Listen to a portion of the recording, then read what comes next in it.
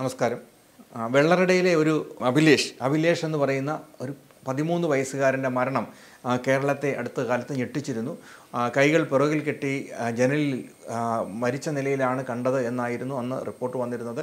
അതിനെ സംബന്ധിച്ച് എന്തെങ്കിലുമൊക്കെ ദുരൂഹതകൾ ഉണ്ടോ എന്നുള്ള സംബന്ധിച്ചുള്ള വാർത്തകൾ പിന്നീട് പുറത്തു വന്നില്ല. അപ്പോൾ അഭിലേഷ് കുമാർ എന്ന് പറയുന്ന 13 വയസ്സുള്ള ഈ കുട്ടി 8ാം ക്ലാസ് വിദ്യാർത്ഥിയായിരുന്നു. ആ കുട്ടിയുടെ മരണവുമായിട്ട് ബന്ധപ്പെട്ട് ധാരാളം സംശയങ്ങൾ ജനങ്ങളുടെ ഇടയിലേക്ക് ഉയർന്നിരുന്നു. അതിനെ സംബന്ധിച്ച് നമുക്ക് എൻ്റെ മുന്നിലുള്ളത് അദ്ദേഹത്തിൻ്റെ പിതാവും അതേപോലെ അപ്പൂപ്പനുമാണ്.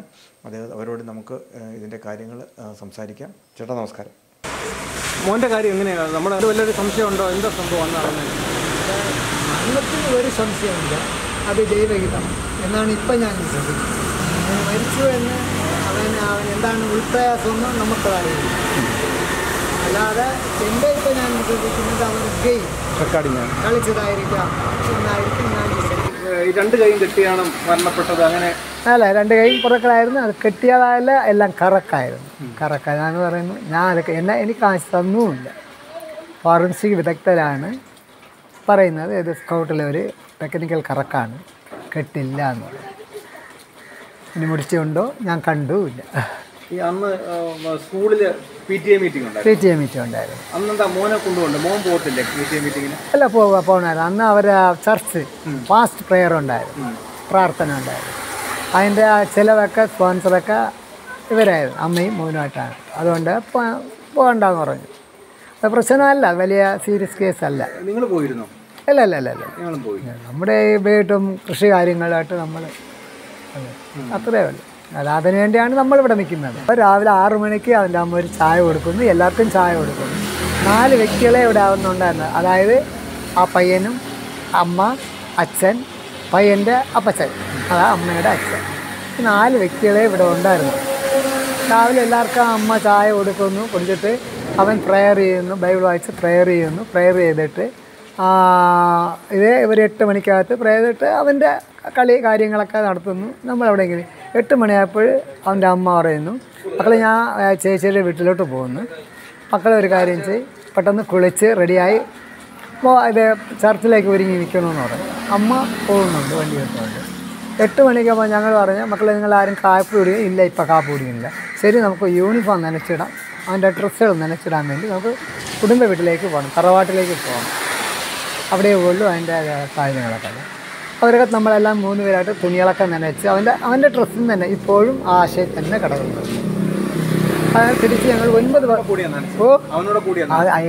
അയാളെ തുണി തന്നെ അയാൾ തന്നെ നനച്ച് എല്ലാം മുക്കി സോപ്പിട്ടതിനെ എല്ലാം എടുത്ത് നനച്ച് ആശയുണ്ട്.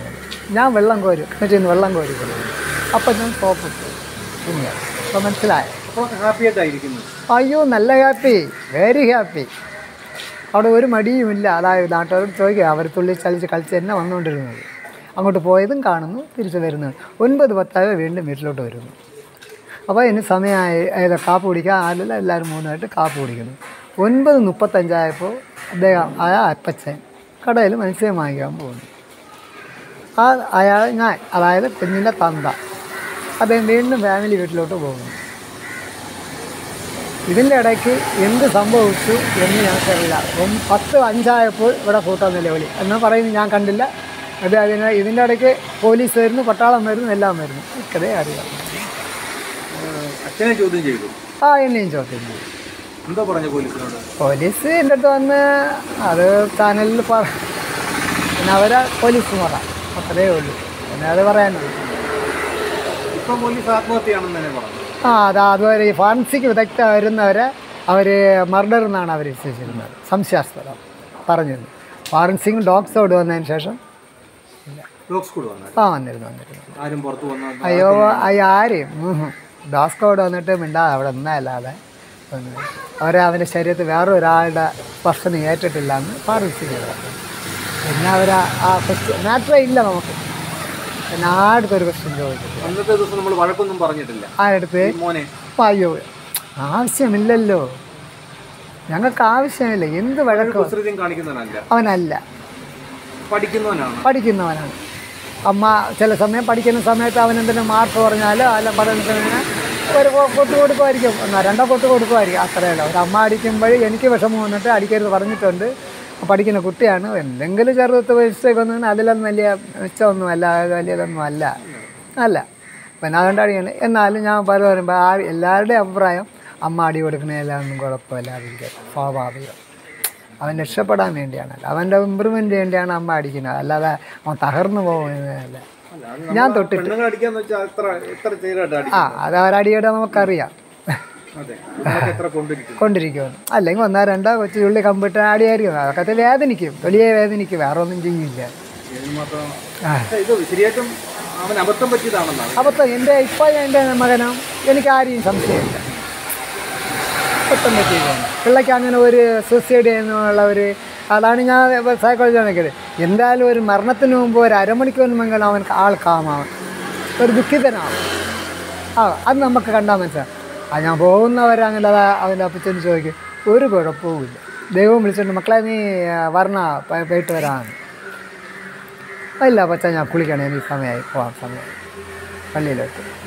അപ്പച്ച അവന് പള്ളിയിൽ പോകണം, ചർച്ചിലേക്ക് പോകണം. 10 മണിക്ക് എത്തണമെന്ന് തള്ള ഓർഡറാണ്, അമ്മയുടെ ഓർഡർ.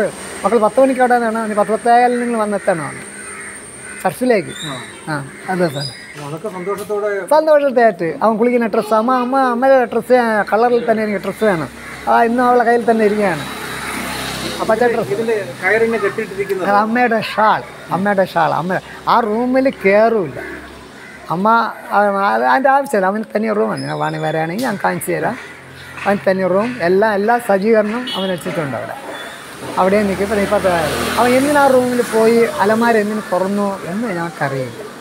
നമ്മുടെ റൂമിലാണ് അതല്ല അമ്മയുടെ സാധാരണ കെട്ടിടുന്ന പോലെ അല്ല. ഞാൻ കണ്ടില്ല. ആ ഫോറൻസിക് വിദഗ്ധർ പറഞ്ഞാണ് ഇത് സ്കൗട്ടിൻ്റെ എന്നാണ് അറിഞ്ഞത്. എന്നെ കാണിച്ചു തന്നില്ല. എനിക്ക് ഇവിടെ ദൂരെ നിന്നിട്ട് ഇത്ര നിന്ന് കാണാനുള്ള ആരും അതിനെ എനിക്ക് പോലീസ് തന്നോളൂ, എന്നെ കാണാനും അല്ല. അതാണ് ഞങ്ങളുടെ ഇപ്പോഴത്തെ വിശ്വാസം. അല്ലാതെ ഞങ്ങൾക്ക് ആരെയും സംശയിക്കാനില്ല. ഇനി സംശയിക്കാൻ എന്നെ തന്നെ സംശയിക്കണം. ഞാൻ എന്നെ തന്നെ ആകെ ഒരു മോനെയുള്ളൂ. എത്രാമത്തെ വയസ്സിലായി മോനുണ്ടായി? എൻ്റെ 49 വയസ്സിലാണ്. ഞാൻ ലേറ്റായാണ് വിവാഹം കഴിച്ചത്. അത് ഒരു സാധു കുടുംബത്തിനാണ്, ഒരു പാവപ്പെട്ടത് ഉണ്ടാക്കിയത്. അവന് വേണ്ടി തന്നെ. അത് ഈ നാട്ടുകാരോട് നിൽക്കുവാണെങ്കിൽ ഞാൻ നിങ്ങൾക്ക് അന്വേഷിക്കും. അവൻ്റെ ഇഷ്ടത്തിന് ഇതാ കാണുന്ന ഗ്രാനൈറ്റ് മുതൽ ഈ മറ്റുള്ള ആർട്സ് സാധനങ്ങൾ അകത്ത് കയറി അറിയാം. ഇതെല്ലാം അവൻ്റെ ഇഷ്ടത്തിന് എവിടെയൊക്കെ എന്തൊക്കെ ചെയ്യണം.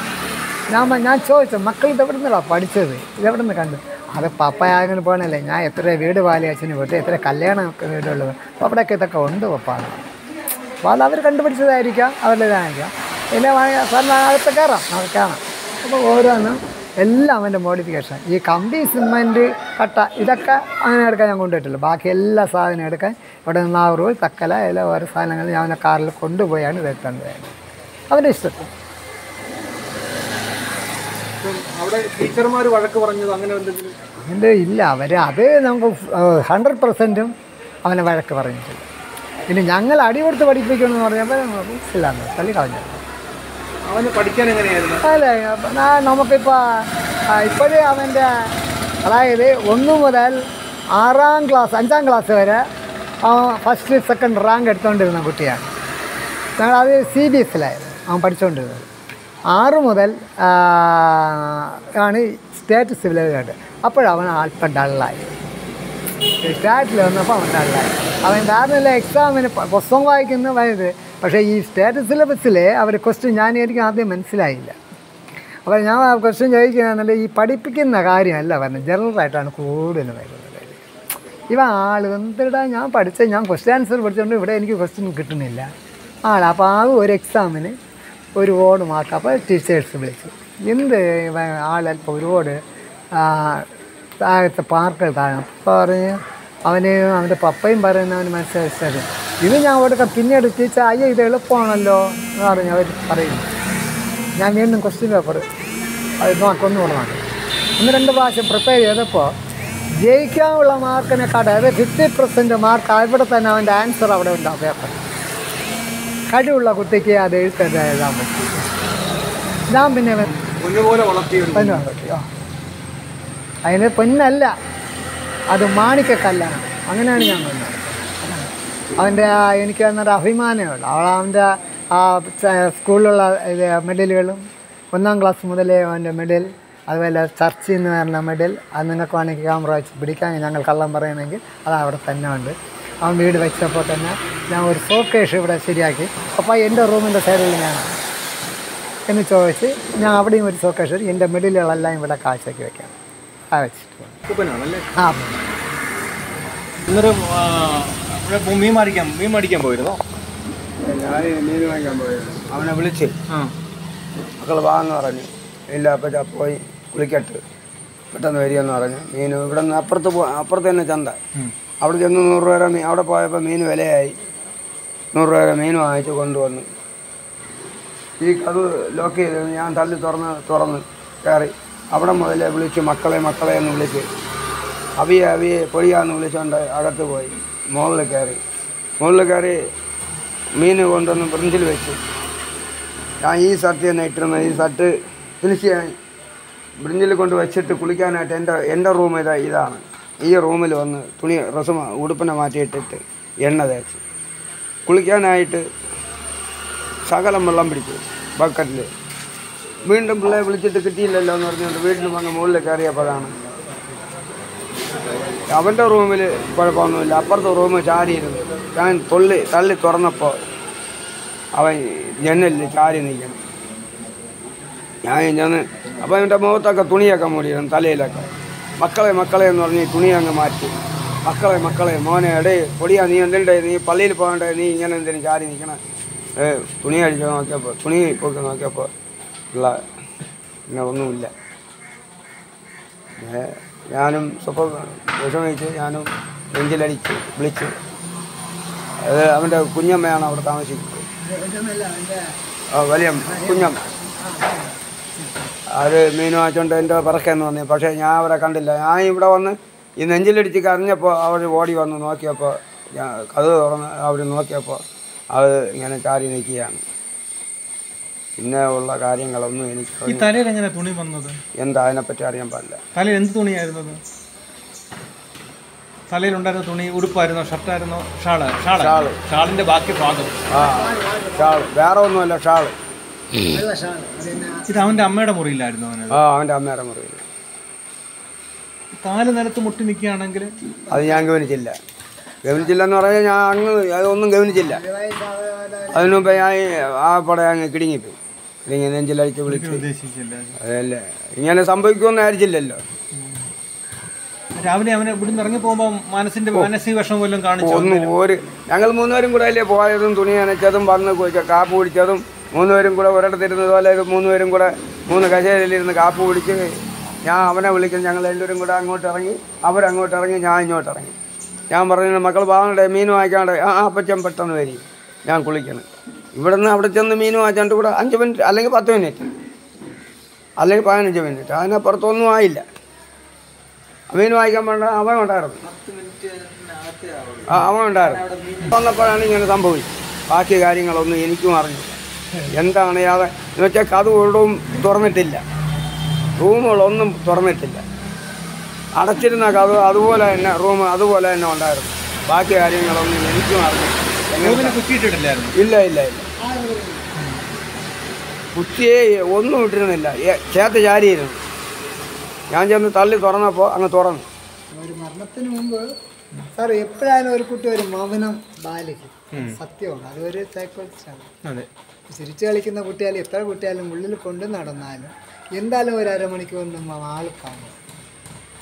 ഇനി ഞങ്ങൾക്ക് ഇതൊരു സംശയിക്കുന്നില്ല. ബാക്ക് സൈഡൊക്കെ ഞാനാണ് കൂട്ടിയിട്ട് അത് അതേപോലെ നല്ല ലാക്കുകളാണ്. അതിലാരും തുറന്നു, അതിലാരും ഇതിൻ്റെ പിന്നിലില്ല. ഇവന് അബദ്ധം പറ്റിയതാ, അത് യാതൊരു സംശയമില്ല. സ്വയമായിട്ട് തീരുമാനിച്ചതുമല്ല. ഇതൊരു ഗെയിം അതാണ് എൻ്റെ ഉള്ളിൽ വരുന്നത്. അല്ലാതെ ഇവർ സ്കൗട്ടിന്റെ നോട്ട് ഇട്ട് കെട്ടി നോക്കി പരീക്ഷിച്ച് നോക്കിയത് പരാജയപ്പെട്ടു. അവൻ തോറ്റത് ഇവിടെയാണ്. കാരണം അവൻ ഈ ടൈൽ എടുക്കുന്നതിനും കാര്യത്തിൽ പ്രായോഗിക ബുദ്ധി കൂടുതലുള്ള ആളാണ്. അവൻ എല്ലാ അവൻ്റെ കീബോർഡ് വായിക്കുന്ന കീബോർഡ് ഒരു 2-4 വർഷത്തിന് മുമ്പ് അവനെ പഠിക്കാൻ പറ്റും. അവൻ ഒരു 6 മാസമായല്ല അതിനു മുമ്പ് അവൻ്റെ ടീച്ചേഴ്സ് പറഞ്ഞ് ഇവൻ നല്ല ബ്രില്യൻ്റ് ഉള്ള കുട്ടിയാണ്, കീബോർഡ് നന്നായി വായിക്കുന്നുണ്ട്. ഇനി അവന് സ്വന്തമായിട്ടൊരു കീബോർഡ് വാങ്ങിച്ചു കൊടുക്കണം. അവൻ പെട്ടെന്ന് അതിന് ഇവിടെ മാത്രമല്ല ഇനി വീട്ടിലും പ്രാക്ടിക്കലാണ്.